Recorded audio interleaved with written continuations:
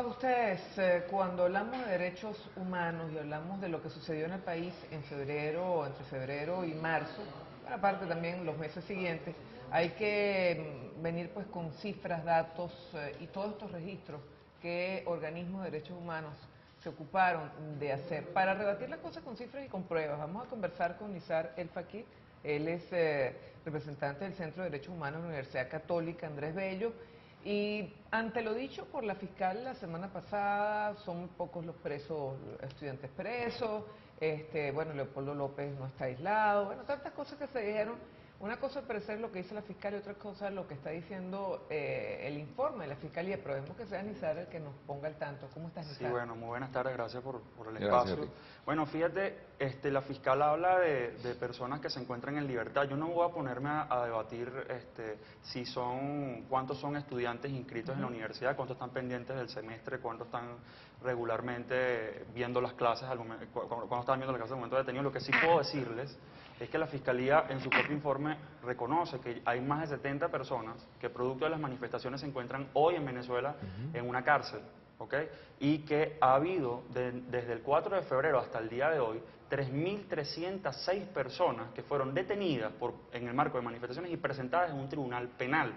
También se reconoce, y con el trabajo aunado que se han hecho de distintas organizaciones no gubernamentales de derechos humanos, que más de 2.000 personas, de esas 3.306 personas detenidas, más de 2.000 personas hoy en día, si bien están en libertad, tienen una libertad condicional, porque tienen un proceso penal abierto y tienen unas medidas cautelares que en la mayoría de estos 2.000 casos implican régimen de prevención. Es decir, hoy en Venezuela, más de 2.000 personas tienen que presentarse en un tribunal penal periódicamente y tienen un proceso penal abierto por el hecho de haber sido detenidos por manifestar.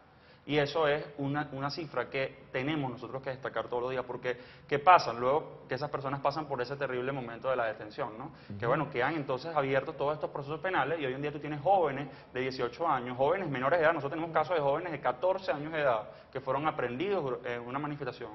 Y esas personas se encuentran hoy presentándose periódicamente en un tribunal. ¿Bajo qué delito, digamos? ¿Bajo qué argumento? ¿Bajo qué delito? Bueno, los delitos que les imputan, en la mayoría de los casos, bueno, el combo que ya conocíamos, que era un delito, el delito de agavillamiento, en la mayoría de los casos, el delito de obstrucción a la vía pública, el delito de instigación pública, que eran en la mayoría de los casos los tres delitos que imputaban, en algunos casos asociación para delinquir, prevista en la ley contra la delincuencia organizada y el financiamiento del terrorismo, y otros delitos dependiendo de los casos, ¿no? Pero vale destacar que estos delitos, además que les imputan, en la mayoría de los casos, de estas 2.000 personas que les estoy hablando, son delitos que merecerían, en caso de considerarse que fueron delitos efectivamente cometidos por estas personas, porque recordemos que están en proceso de investigación la mayoría, son delitos que representarían la posibilidad de que estas personas paguen pena de prisión.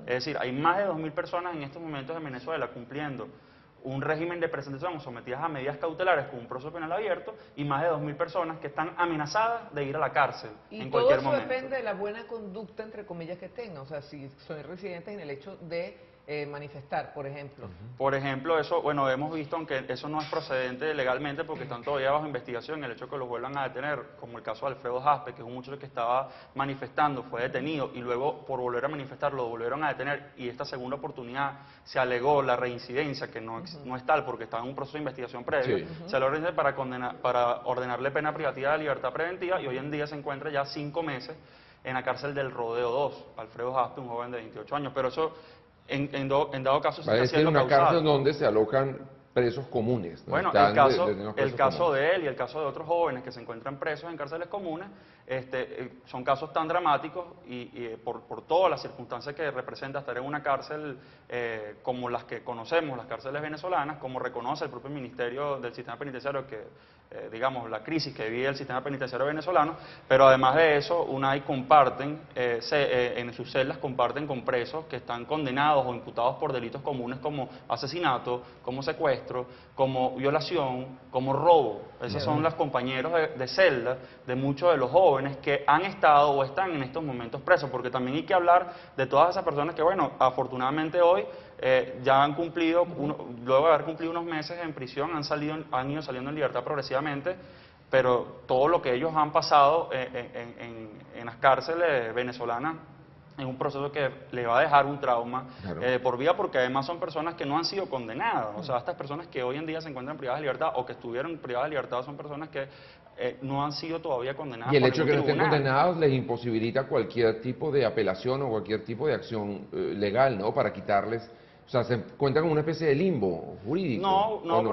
pero les aplican la excepción a la regla. En Venezuela el principio general es que toda persona debe ser juzgada en libertad Sí. y a ellos le están aplicando la excepción a esa regla vital, diciendo que, bueno, que se cumplen supuestamente los extremos previstos en el Código Orgánico Procesal Penal para privar preventivamente a estas personas, aun cuando todavía el juicio no ha ni siquiera comenzado.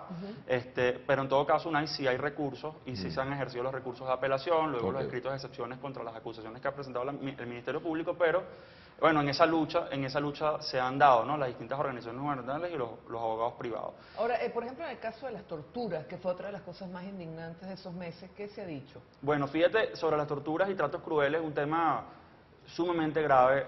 Las marcas que dejan las torturas se borran físicas, ¿no? Se Sí. borran con el tiempo, pero esas marcas esos traumas que generan en una persona que ha sufrido una tortura, pues son traumas que yo digo y siempre digo que ningún sistema judicial va a poder resarcir, ni siquiera cuando contemos con un sistema judicial que efectivamente respalde a la víctima, ¿no? Sí. El caso de tortura es un caso tan delicado y tratos crueles. Al principio nosotros elevamos nuestras voces desde el mes de febrero cuando empezamos a recibir los primeros casos. Recordemos el caso de Marcos Coelho, que hoy se encuentra privado de libertad. Marco Coelho, de 18 años, fue un joven que recibió una de las torturas más graves que nosotros hemos registrado en estos meses.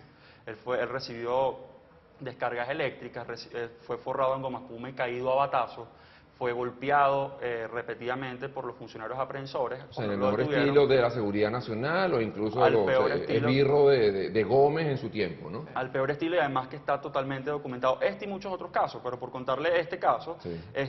cuando nosotros empezamos a elevar nuestras voces el mes de febrero a decir que estaban ocurriendo torturas en Venezuela, que estaban ocurriendo tratos crueles en Venezuela, la respuesta que nosotros recibimos del Ministerio Público a través de la Fiscalía General de la República y la respuesta que nosotros recibimos de la Defensoría del Pueblo es que esas denuncias ellos no las habían recibido, que eso realmente ellos no podían afirmar que era cierto, ¿ok? Y que más bien pareciera una campaña, es lo que decía, una campaña de parte de las ONG por de alguna forma ensuciar la labor que han hecho los organismos del Estado. Eso fue lo que afirmó la Defensoría del Pueblo y lo que se afirmó de la Fiscalía General de la República. Y fueron meses de lucha para hacer visible esta situación que además no solamente había ocurrido, sino que seguía ocurriendo. Pero para Y- aclarar una y- cosa, y- los casos de tortura ellos los desconocen, ellos no les llega información, pero sí, detener a un muchacho en una cárcel con presos comunes de manera preventiva porque pudieran estar cometiendo algún tipo de delito, esa información sí la tienen. Bueno. La presunción de que van a volver a actuar. Es paradójico, pero además tomando en cuenta que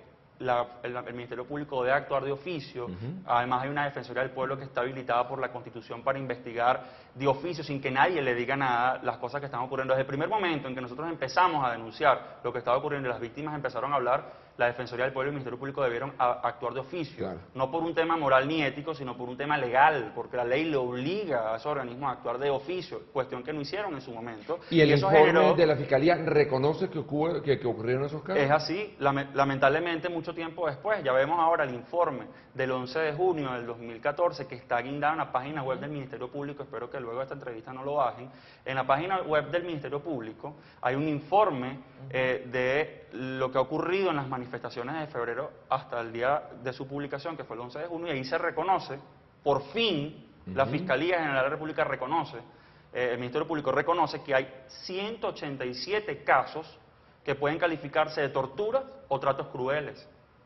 Y esos 187 casos reconoce que hay 10 personas, 10 funcionarios nada más acusados hasta este momento, ¿no? Entonces, bueno, ya por lo menos se empieza a ver lo que es la verdad de lo que habíamos Pero estado pareciera denunciando. pocos casos con relación, pocos funcionarios con relación al número de casos, ¿no? No, evidentemente, o sea, si estamos hablando de que el Ministerio Público está reconociendo que hay 187 casos de tortura crueles, a menos que estos 10 funcionarios Hayan cometido 18 cada uno, ¿no? Tenía mucho trabajo. sí. Vamos a hacer una pausa. Venimos conversando con Nizar El Fakir, abogado de Derechos Humanos del Centro de Derechos Humanos de la Universidad Católica Andrés Bello. Ya venimos con más.